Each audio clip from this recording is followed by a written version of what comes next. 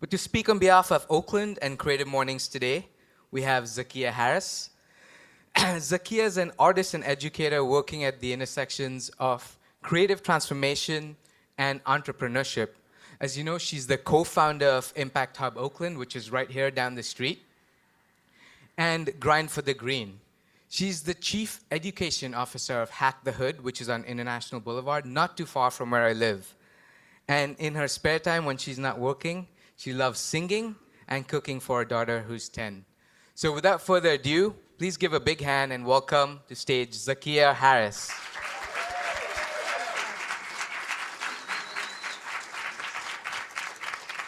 Creative Mornings, make some noise. I know it's early. One more time, make some noise, Creative Mornings. All right, it's the first one of the year. We're about to kick it off. I am so happy to be here. I can't believe that all of y'all got up this early in the morning to hear me speak. I'm really excited, and I can't think of another place that I would like to be right now but to be in the room with all of you. So I am, oh, that's cute. I am the answered prayers of my ancestors. I am a descendant of kings and queens and builders. I am also the descendant of sharecroppers and factory workers and domestic servants. My parents decided that they were going to live a new life, and so them, like many, many countless African Americans throughout America, decided that they were going to be part of the great Black migration out of the South. And so they migrated to the Bay Area just at the beginning of the 80s by way of Richmond, Virginia. Drove cross country in a two-seater car, making a commitment that they did not want me to grow up in a segregated South that was racist and live the life that they had grown up living. And so even though I was born in Richmond, Virginia, this is one of the first photos, my school photos, that I took when I had come here to Oakland. My family first off went to San Francisco, and then when my parents split up, my mother being a single mom raising me, got displaced and moved to East Oakland. And so East Oakland is really where I was raised and where I grew up. Both of my parents are first generation to go to college in their families. And education was instilled in me very, very early on. And so even though I lived in a neighborhood that was maybe considered by some to be the hood, it was very important to my mother that I went to a school that had some prosperity and that I was exposed to different things. So I actually spent most of my childhood just blocks away from where I'm standing right now. We spent our PEs going to use Lake Merritt Park. I learned how to play many sports in Lake Merritt. I spent my time after school in the Oakland Public Library. I learned how to swim at the Oakland Y, just blocks away from where we are now. And even though I lived in a community that maybe was under-resourced and had a lot of barriers, I went to school every day with people of a lot of affluence and wealth. One of my best friends growing up, her grandfather was actually the mayor of Oakland at the time. So I was immediately confronted with the fact that people can look like you but maybe don't share the same socioeconomic status. And I had to learn how to navigate different worlds, how to come from one world and fit in with another world, and how to leave that world and fit in with another world. And I was constantly doing that dance. Like many in this room, I did what I was told to do. I was going to try to reach the American dream, right, by checking off all of those to-do boxes that everybody told me to do. Go to college, get a job, be part of this nuclear family, buy a house, have a kid, and I did all that. And to many, I looked like, you know, the semblance of like an upwardly mobile, successful, pro-Black family. Everything was going well. The only thing that was going wrong was the fact that I was completely miserable. I was completely unhappy. I had all of these things, but none of them fed my soul. I was showing up as one person at work, and I was showing up at another person at home, and I was showing up as another person creatively with my artistic friends. Then there was this other spiritual side of me that wanted to come out, and I didn't really know how to integrate all those people. And they didn't really get along with each other. They all had like different missions and different priorities, and I was trying to reconcile all these different personalities and parts of my being. And when I would daydream, I would see this other person, and she was like bad. She kind of looks like me. She was like fearless. She was bold. She knew who she was. She stood in her power. She brought her gifts to the world. And I was like, I want to be her. I want to be that badass person. But when I would wake up out of my daydream, it was like the program of all the reasons I couldn't be that person would start kicking in. Anybody ever had that? Like, oh no, I could never be that person. And how would that fit with this? And I can't really do that. And that doesn't fit into my job or my life or my relationship. Like it just wasn't fitting in. So I just kind of put my hands up and I asked the universe to help me. And I said, you know, I want to be my authentic self. I want my light to shine. I need help. So a teacher appeared, and her name is the element of water. And we know that water makes up the majority of our planet. Water makes up the majority of all of us. We are comprised mostly of water.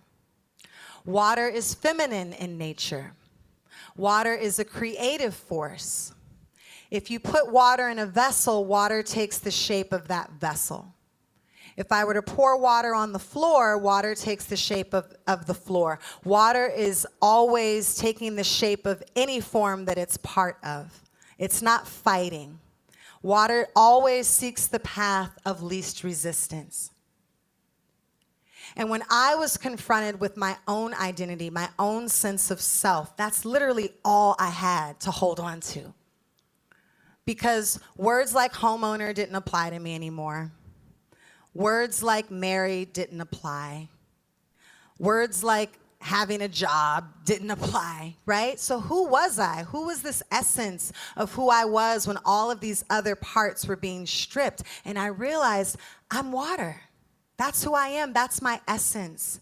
And that's really where this mantra of shape-shifting was born within me. This notion of always being able to be my divine essence, knowing that life is coming at me, all these trials or tribulations are coming at me, but I just get to shift and be like water and flow through it. And I'm just going to keep going. I'm going to allow it to be the momentum for who I am. It's just like I can't stop because I'm still shape-shifting, right? I'm still moving. I still got bills to pay. I still have a child looking at me every day, wondering what we're going to do, where we're going to live. I still got to keep going. And so that is where this notion of shape-shifting, being in your divine essence, being in the flow, being able to take a note from the element of water. And what's really interesting about water is when you keep going down, there's water and there's deep water, right? Like that real deep water. And if you keep going deeper and deeper and deeper and deeper and deeper into deep water, it's just dark and black. This is actually a slide of blackness.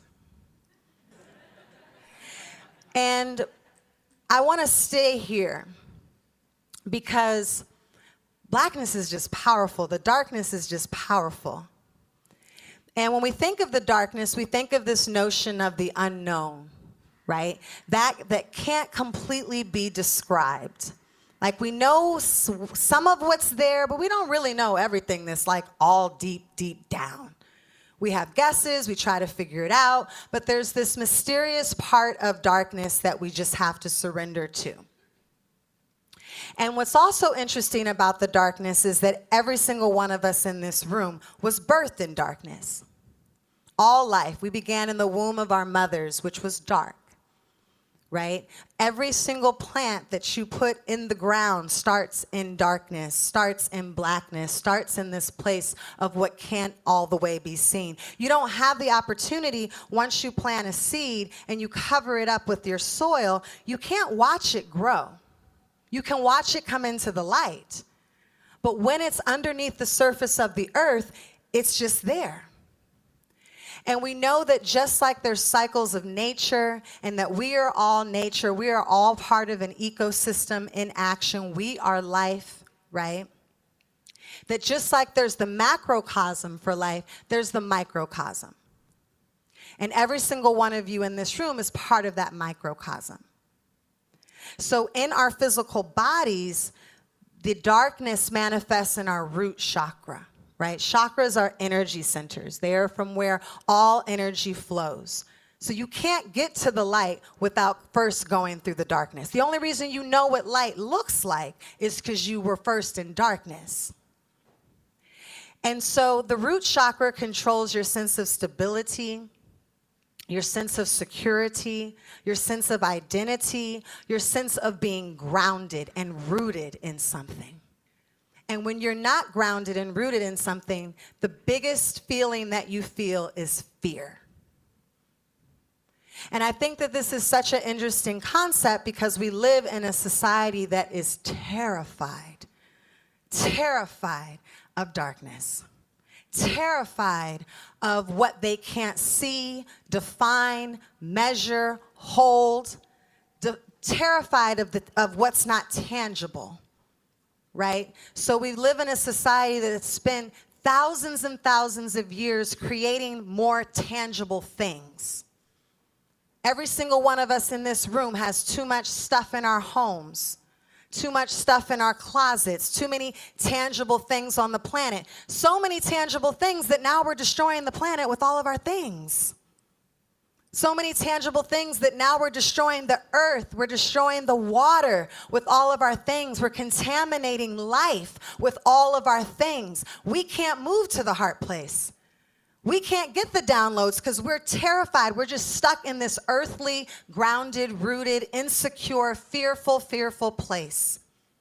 Ask somebody to unplug, if they can't get the Wi-Fi password, if they aren't just focused on all the visual stimuli, people lose it.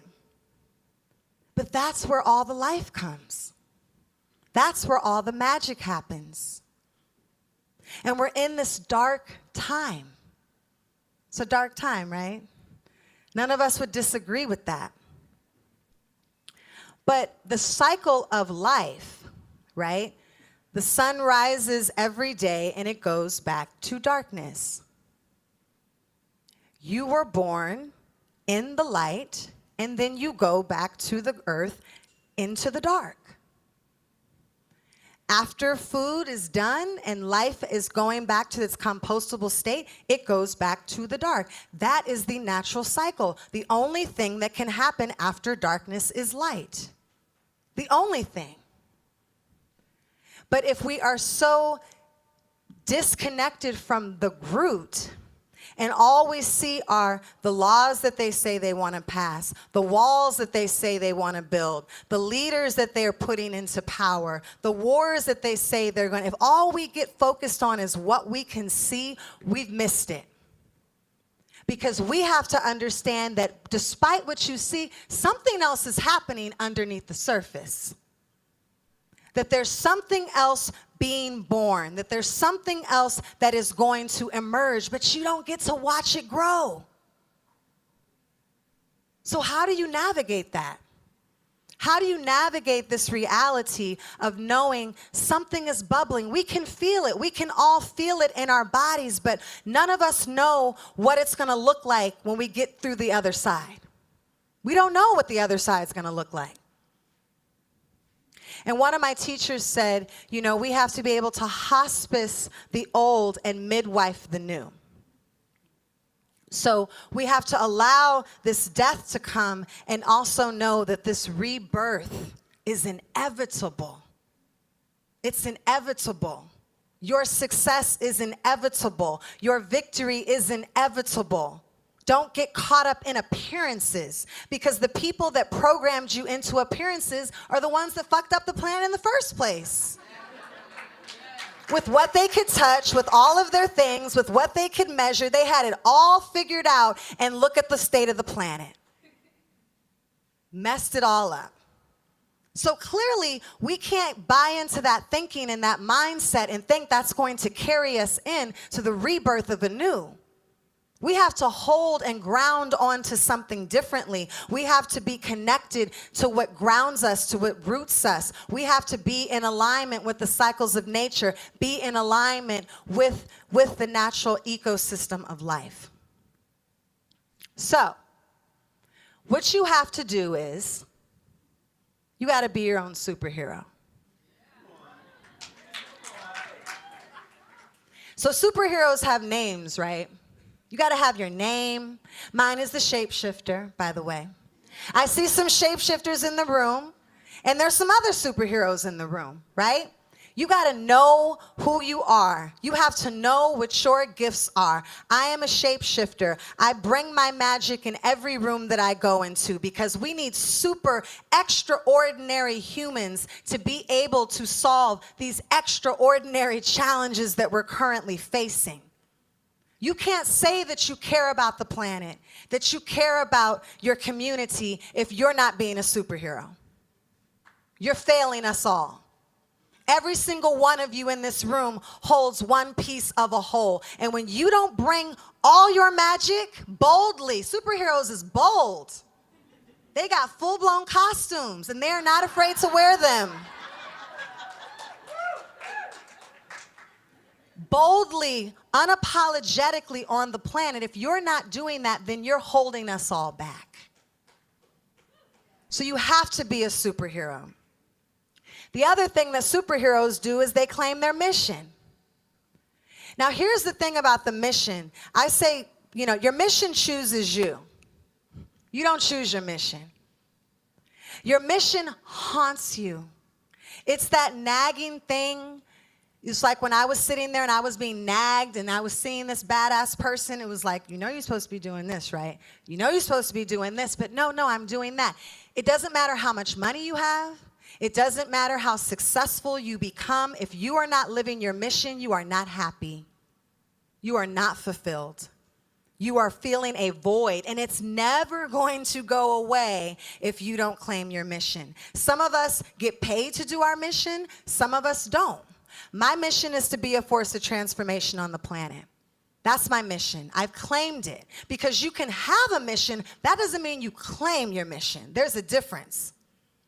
When you claim your mission, you step all the way into it unapologetically and say, you know what? This is what I'm showing up to bring. Every room that I walk in, that's how I'm showing up. As a mother, as an entrepreneur, as an educator, I'm claiming my mission. I'm going to be a force of transformation, and I'm not shy about it. I'm not hiding it. It is what it is. So again, being your superhero self, understanding your magic, your strengths, those are your tools. Those are the tools that you were born with. But you take those tools to fulfill your mission.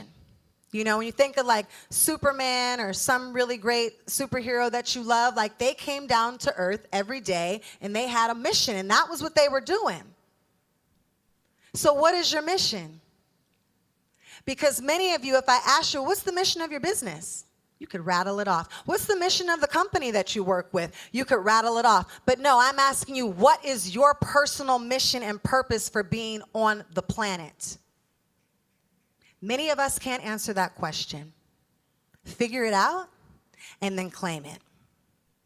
And build your tribe. And the way I put these in this order is because if you are being your superhero self and you've claimed your mission, your tribe will actually find you. You don't really have to do no work for that.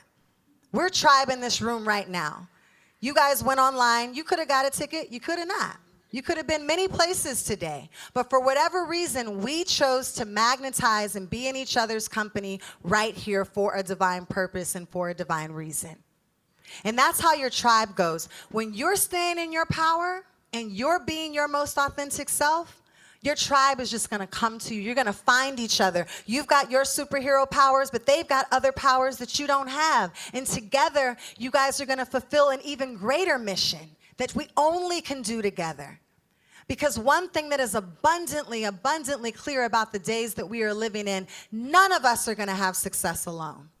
Everything we do from this moment forward is about the tribe. And here's the other thing. The people who don't really get down with your tribe, they will fade away. You won't have to uninvite them.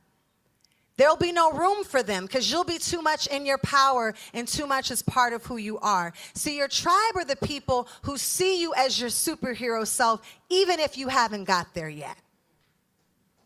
When I was broke and unemployed and homeless, my tribes already saw my superhero. They hold you up. They see the absolute highest in who you are. They don't make you feel insecure. They nurture you. They fulfill you. They call you into your greatness, and they hold you accountable. They don't let you play small. They don't let you be mediocre. That is the purpose of a tribe. And if you're not flowing with your tribe, you ain't gonna make it. You will not survive. You don't have time and energy to just be with any old people doing any old things, because you're going to get, that's the result you're going to get. So build your tribe.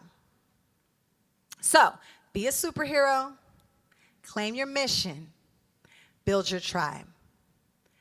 And I know that it looks hard right now, right? Because we're watching this death. We're watching this complete system fall apart. And I had my daughter naturally at home, and one of my sisters, when I was talking to her about giving birth, she was like, you know, a part of you will have to die for you to have new life come through. And she said a lot of women who have problems with birth or long births is because they just can't surrender to that. You got to give it up. We're still trying to hold on to what we can touch and what we can see. And you got to let all that go and trust that deep, deep, deep, deep, deep within the depths of your soul, something new is begging to emerge. So that's your homework. Are you guys ready for that? 2 people? It's okay. All right, so we're going to keep it moving. And I have a little song. Oh, not yet. All right, take 2, take 2. Take 2. Don't clap if you can't clap off beat, but it's all good. 1, 2, 1, 2. Check it. Yo. The veil is lifting. Stand true. No matter what they say or do, it's a lie, all a lie, scrutinized and disguised. I see it all up in their eyes. We are the ones we've been waiting for. May lose the battle, but we're winning the war. My people, get ready, we've been here before, but this time we're gonna win. We are the ones we've been waiting for. May lose the battle, but we're winning the war. My people, stay strong, we've been here before, and this time we're gonna win. But did you know after the darkness comes the light? Did you know after the darkness comes the light? You are the spark, time to ignite. Know after the darkness comes. And did you know after the darkness comes the light? Did you know after the darkness comes the light? Ain't a competition, this is my birthright. Hey. And let it be easy. Let it feel good. And let it fall down. Let me adjust my crown. Let it be full. Oh, see. But you can count all your artillery and bring your guns. But you can't rectify my rumpa-pum-pum. Champion the goddess, I carry the sun. Bloodlines, lifelines, we won't be outdone. But did you know about the darkness comes the light? Did Did you know after the darkness comes the light? Did you know after the darkness comes the light? Did you know after the darkness comes? Did you know after the darkness comes? Did you know after the darkness comes? Did you know after the darkness comes your light? Ain't no competition, this is my birthright. You are the spark, time to ignite. Ain't no competition, this is our birthright. You are the spark, be the light, the light, the light, the light, the light, the light, the light. Thank you very much, Creative Mornings. My name is Zakiya Harris.